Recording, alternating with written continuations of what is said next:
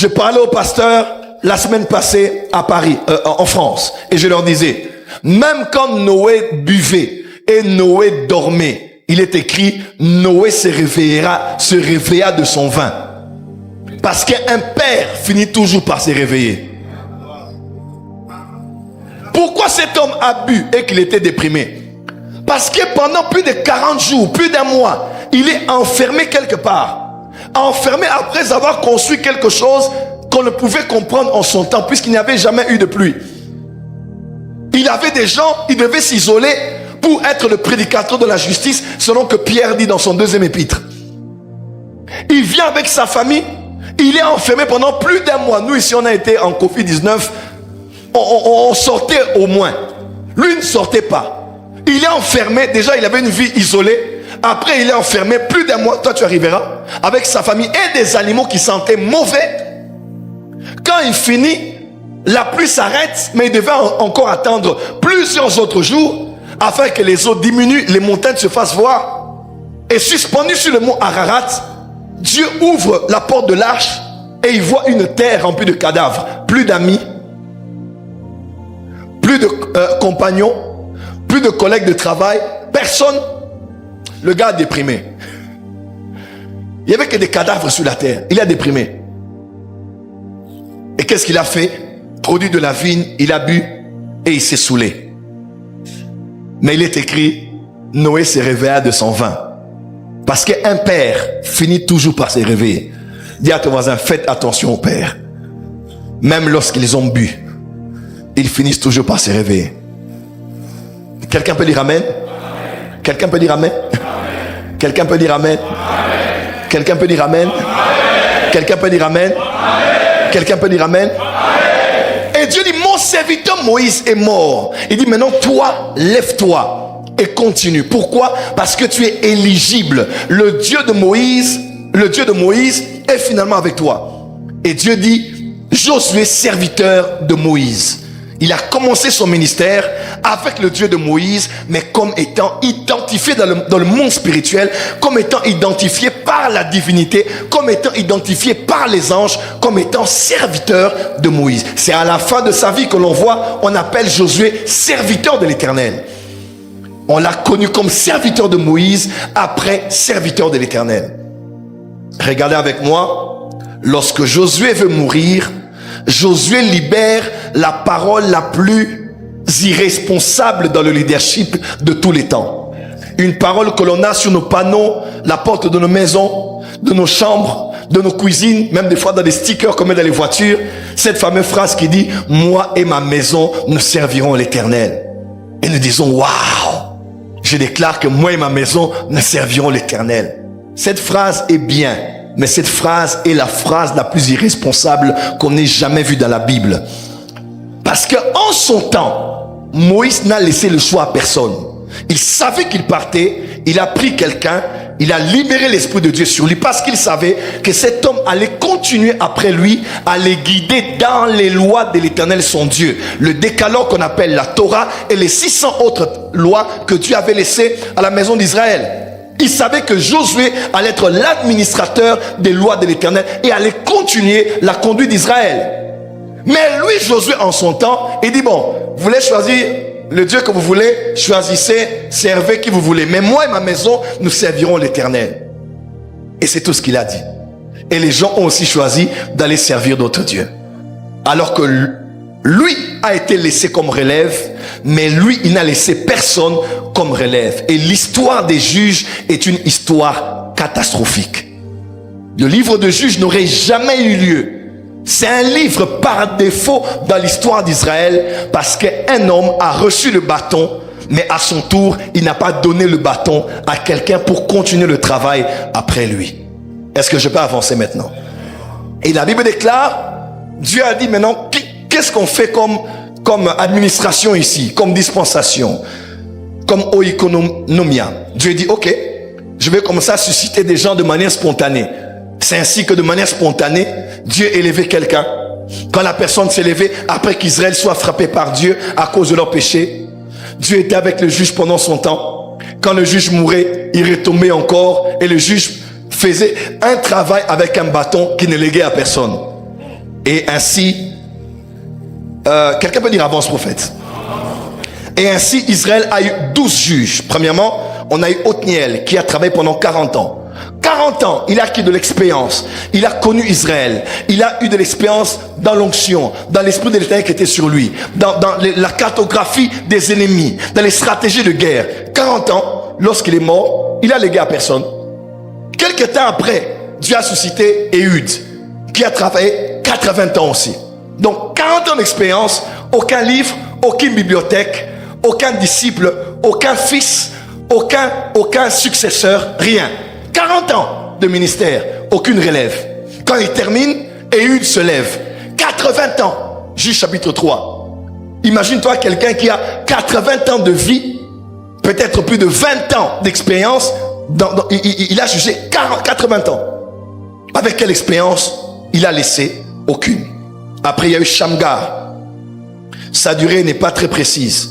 Il y a eu Déborah qui a travaillé 40 ans. Gédéon, 40 ans. Tola, 23 ans. Jaïr, 22 ans. Jephthé, 6 ans. Ibstan, 7 ans. Elon, 10 ans. Abdon, 8 ans. Samson, 20 ans. Mais vous allez voir, il n'y a jamais eu de connexion entre le premier juge et le deuxième, entre le deuxième et le troisième, entre le troisième et le quatrième, ou bien entre le 11e et le 12e. Chacun s'est levé et apprenait de ses propres erreurs, faisait ses propres erreurs, travaillait comme il le pouvait. Lorsqu'il mourait, Israël reprenait normalement les erreurs parce qu'il n'y avait personne pour préserver l'héritage de son prédécesseur. Notez ceci avec moi. Josué a travaillé durant entre 25 à 30 années de ministère. Après la mort de Moïse, Josué a travaillé entre 25 à 30 ans. Retenez bien. Les juges ont travaillé en tout 336 ans. Donc la durée du ministère de Josué était entre 25 à 30 ans.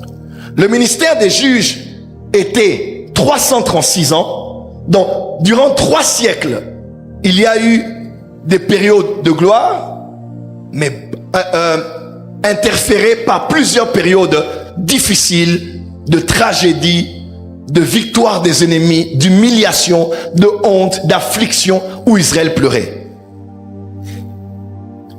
Prophète Mas, j'ai fait une petite étude et j'ai remarqué que le livre opposé au livre de Juges, c'est le livre des Actes des Apôtres. Oui. Ce que le livre de Juges n'a pas été, c'est ce que le livre des Actes des Apôtres a été. En parallèle de Moïse, Jésus est venu. Et quand Jésus est venu, Jésus s'est préparé 30 ans pour un ministère de 3 ans avec un impact de plus de 2000 ans.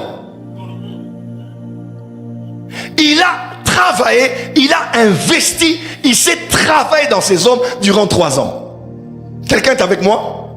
Il a eu un ministère de corps à corps avec eux, intense, missiologie de 3 ans intense. Quand il termine, il dit même que ceux qui croient en moi feront ce que j'ai fait et feront de plus grandes parce que je m'en vais au Père. Et même lorsqu'à la fin, ils n'ont pas bien travaillé, Jésus savait qu'ils n'allaient pas bien travailler. Il a donné la parabole de la vigne et du figuier.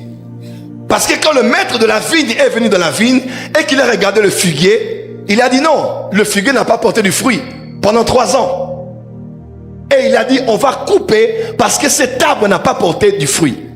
Heureusement que celui qui vivait avec le figuier a dit, laisse-moi encore cette année. Et je prendrai le fumier, je mettrai le fumier, certainement qui va produire du fruit. Il va produire du rendement. Parce que quand le père est revenu après 3 ans, ayant abandonné son fils à la croix, il a regardé ceux qui travaillaient, il a regardé le figuier, il a dit, ils n'ont pas porté du fruit. Seuls Jean était là, Pierre voyait de loin et tous étaient partis. Alors Jésus a dit, c'est pas grave, quand je viendrai à la droite du Père, je prendrai le fumier divin qui s'appelle le Saint-Esprit. Quand je vais le déverser dans le figuier, Un Pierre qui a régné est un Pierre qui va prêcher le premier message qui gagnera 3000 âmes. Parce que Dieu a confiance en nous, malgré les erreurs, malgré les manques de résultats. Si le Saint-Esprit prend le contrôle, tu peux porter du fruit même après avoir été formé sans résultat.